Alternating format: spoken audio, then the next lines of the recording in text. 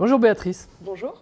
Je vais découvrir ta date de naissance. Alors pas le mois ni l'année, mais le jour dans le mois. Laisse-moi me concentrer. C'est un nombre entre 1 et 31. Est-ce exact? Exactement. Ah, je suis trop fort. Donc alors, je vais te présenter 5 cartes et sur chacune de ces fiches, tu vas me dire si oui ou non le nombre que tu as en tête apparaît. D'accord. Est-ce qu'il est là-dessus? Non. Est-ce qu'il est là-dessus? Non plus. Si. Pardon. Il y est. Il Ok. y est, sûr. Est-il là-dessus? Non. Est-il là-dessus? Non. Est-il là-dessus? Oui. Alors c'est le 18. Exactement. Merci, merci, applaudissements. Bravo. Très bien, donc maintenant il va savoir de comprendre comment j'ai fait. Mais oui, comment? Telle est la question. Donc voilà nos 5 fiches et nous allons tenter de comprendre comment faire pour les utiliser de manière à faire le tour. Alors tout d'abord, combien y a-t-il de nombres sur chacune de ces fiches? 4 par 4, ça fait 16. Il y a 16 nombres sur chacune de ces fiches.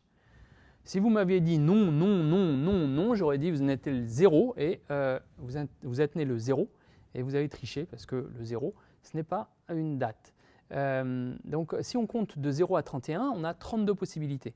Et sur chacune des fiches, il y a exactement 16 possibilités, c'est-à-dire la moitié. En fait, on va procéder d'une certaine manière par dichotomie, à chaque fois en éliminant en éliminant la moitié des possibilités. Alors, si j'avais des cartes numérotées de 0 à 31 et que j'avais à les distribuer entre 2 joueurs, de manière à ce que chacun en ait exactement la moitié, comment pourrais-je procéder?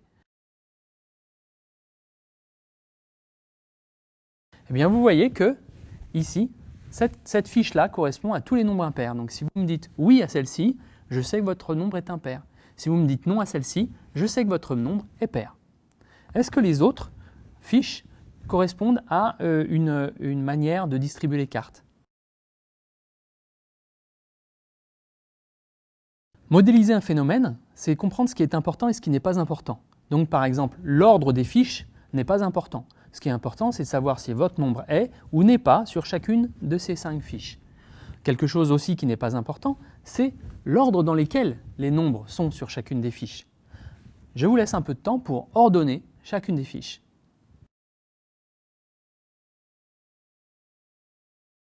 Quand on a ordonné tous ces nombres, vous voyez que c'est quand même beaucoup moins mystérieux. Donc on a ici tous les impairs qui sont 1 sur 2. On a ici tous les nombres qui sont supérieurs à 16, c'est-à-dire à partir de 16, j'en prends 16. Et en fait, vous voyez que les autres fiches peuvent être décrites de la même manière. Par exemple, la fiche 4, eh bien, je commence par 4 et je prends un bloc de 4, 4, 5, 6, 7, mais pas 8, 9, 10, 11.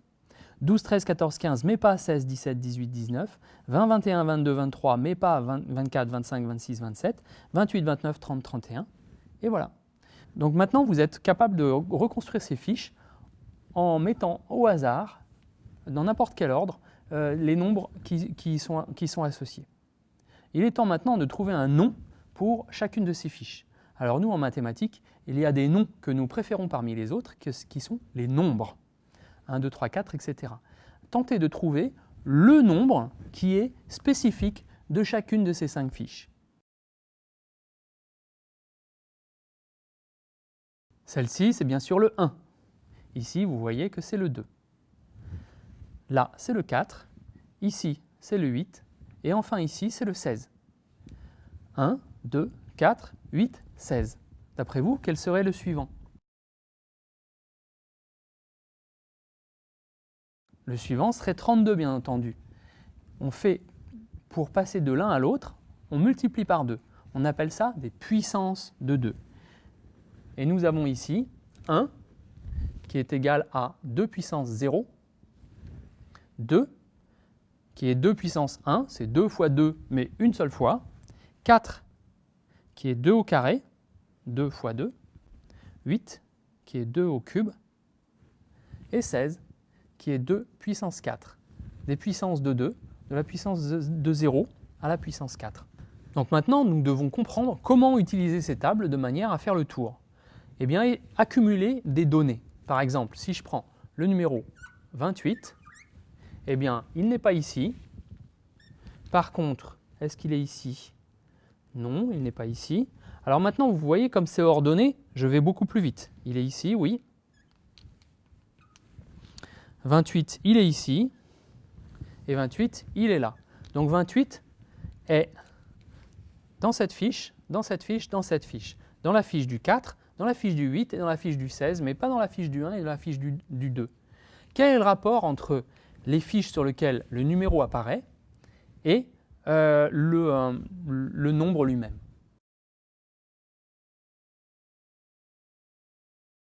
Rassembler comme ça quelques données, ce n'est pas très satisfaisant de les voir éparses. Comment est-ce qu'on fait pour rassembler toutes ces données en un seul coup d'œil? Pour voir en un seul coup d'œil que, par exemple, 20 est sur la fiche du 4 et sur la fiche du 16, et c'est tout. Quelle est la structure de données qui permet de récapituler toutes ces données-là?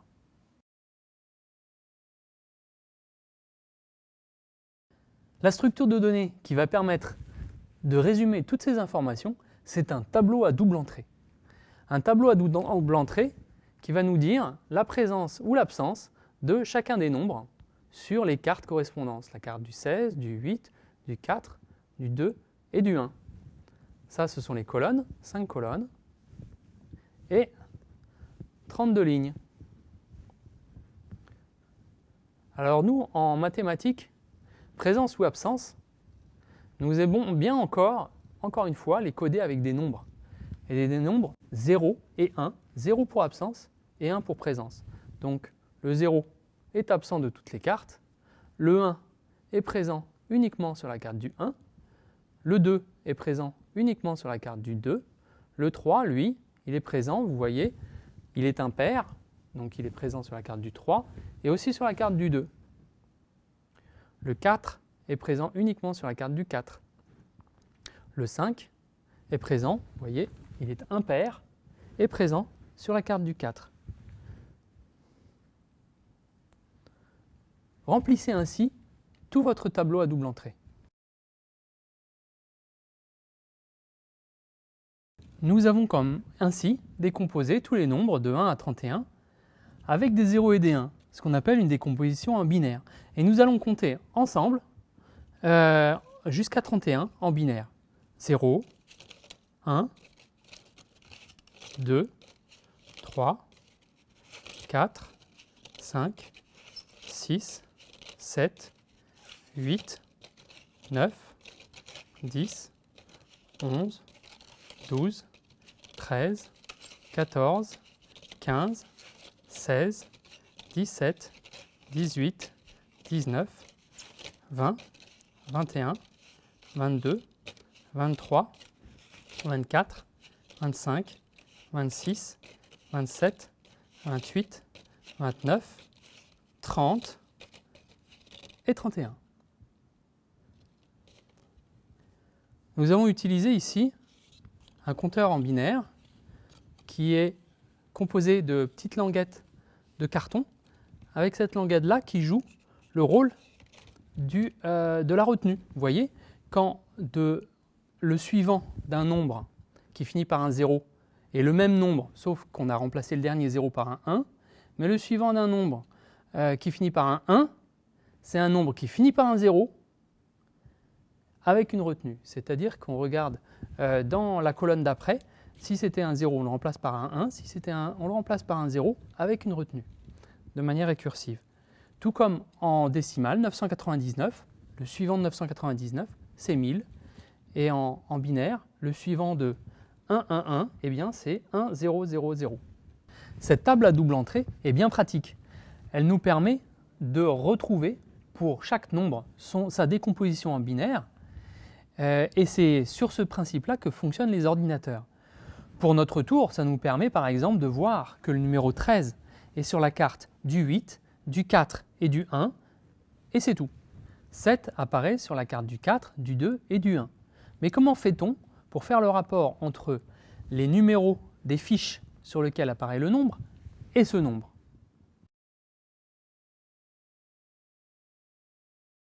La solution, pour passer des chiffres 0 et 1 au nombre qui est associé, c'est simplement de faire la somme des puissances de 2 qui sont associées aux fiches sur lesquelles le nombre est présent.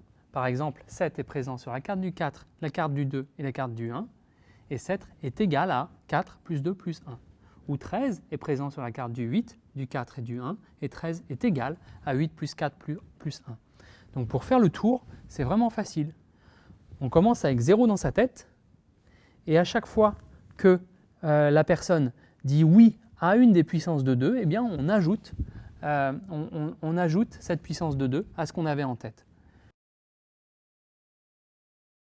Je vais te présenter 5 cartes et sur chacune de ces fiches, tu vas me dire si oui ou non le nombre que tu as en tête apparaît. D'accord. Est-ce qu'il est là-dessus? Non. Est-ce qu'il est là-dessus? Non plus. Ou si. Pardon. Il y est. Il Ok. y est, sûr. Est-il là-dessus? Non. Est-il là-dessus? Non. Est-il là-dessus? Oui. Alors c'est le 18. Exactement. Béatrice, maintenant tu vas me mesurer ma taille en centimètres. D'accord. Et pour ça, tu as à ta disposition uniquement ces frites qui sont numérotées de 1 à 128. Donc il y a une frite de 1 cm, 2 cm, 4 cm, 8 cm, 16 cm, 32 cm, 64 cm et 1,28 m. Okay, donc uniquement avec ces frites-là, tu D'accord. vas mesurer ma taille. Donc, déjà, c'est ma taille. Hop. Allons-y. D'accord. Donc je vais commencer par utiliser la frite 128. D'accord. Ensuite, je vais essayer de mettre la frite 64, c'est trop haut. C'est trop haut. Donc non. La frite 32. Ensuite, je vais essayer 16. Ah, on est plutôt bon là, je pense. Ouais, il y a peut-être encore un petit centimètre. Oui, peut-être. Alors, je dois avoir ça. Voilà. Ici. Ok. Et donc Parfait. alors, combien est-ce que je mesure? Alors, 128 plus 32, on est à 160. 160 plus 16, on en est à 176. Plus 1, 177. Très bien, 177 cm. C'est effectivement ma taille. Bravo. Donc Béatrice, tu as mesuré ma taille, ça faisait 177 cm. Est-ce que tu aurais pu mesurer d'autres tailles avec le même algorithme? On va voir ça avec cette taille-là par exemple. Allons-y. D'accord. Alors, je pense que je vais commencer comme pour ta taille avec la frite de 128. Mhm. Ensuite, je pense que la frite de 64, ce n'est pas la peine, ce sera trop haut. Mhm. Donc, je la laisse. Alors, on va essayer avec la frite 32, qui est trop haute aussi. Bon, on essaye la 16. Donc là, c'est bon. D'accord. Il manque de la hauteur, donc je vais prendre également la frite 8. Puis la, Oui, parce que la 4 c'était trop grand. la 4, c'était trop haut, oui. On va prendre la frite 2 et je vais compléter avec la frite 1. Bon, d'accord, Béatrice, tu as réussi à faire une pile de frites qui fait exactement la bonne hauteur. C'est quoi cette hauteur alors? Alors cette hauteur, c'est donc 128 plus 16 plus 8 plus 2 plus 1. Mhm. Ça fait combien ça? Ça fait 128 plus 2, ça fait 130, 131, 139 et 139 plus 16, ça fait 155. Très bien, 155 cm. Donc en fait, nous avons décomposé 155 cm en binaire. Oui. Ici, nous avons 1 pour le 128, on n'a pas ni 64 ni 32, par contre on a 16, on a 8, on n'a pas 4, on a 2 et on a 1. Voilà, donc ça c'est en décimale. Oui. Et ça, ici, c'est en binaire. Voilà une décomposition d'un nombre en binaire. D'accord. Et nous avons donc ces frites nous permettent de décomposer n'importe quel nombre, enfin on va voir que c'est n'importe quel nombre, en binaire, en commençant par les puissances de 2 les plus grandes. Okay. Alors est-ce que tu peux essayer de formaliser la méthode que tu as faite sous la forme d'un algorithme, c'est-à-dire expliquer ta méthode à ta grand-mère qui est au bout du fil, qui doit appliquer demain cette méthode-là sur des données qu'elle n'a pas encore à sa disposition. À chaque fois, j'ai essayé la frite la plus grande, donc le chiffre le plus grand que j'avais à disposition, puis la suivante, et à chaque fois, la suivante, j'ai testé si elle était trop grande, je la mettais de côté, je la gardais que si elle était plus petite que la hauteur que je souhaitais. Donc j'ai fait ça effectivement jusqu'au bout. D'accord, donc en fait, tu as appliqué un algorithme récursif. On a à mesurer une certaine distance. On prend la plus grande frite qui est quand même plus petite que ce qu'on a à mesurer. Oui. Il nous reste une certaine distance et on applique la même méthode.